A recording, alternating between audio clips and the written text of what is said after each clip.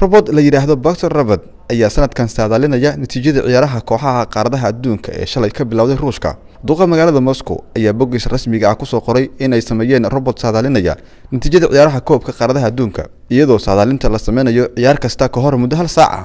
Robotka ayaa kala dooranaya 3 geesoole oo mid kasta uu qoraal ku jiro laba ka mid ah waxaana ku jira magacyada kooxaha la saadaalinayo, halka mid kalena uu ku qoran yahay barbardhac. Robotka ayaa waxaa la socda 3 kaamiro oo suurtagelinaysa in uu kala doorto geesoolaha qaryatuurka. Marka uu doorto kadib waxaa gacanta u gelinaya shaqaalaha robotka ee hawsha u xilsaaran. Xafiiska warbaahinta robotka ayaa tilmaamay sida uu xiiseynayo in saadaalinta robotkan aanay ka yaraan doonin tii October Bowl ee koobka adduunka 2010 ee Koonfur Afrika ka dhacay. Waxayna intaasi raacisay xafiiska haddii ay badato saadaalinta qaldan ee robotka in aan loo ogolaan doonin ka qaybgalka koobka adduunka ee 2018 oo ka dhici doona isla dalka Ruushka. Robotka Baxter ayaa isla shalay sameeyay saadaalintiisii ugu horeysay ee guuleysata, isagoo saadaaliyay in xulka Ruushka ay ka guuleysan doonaan New Zealand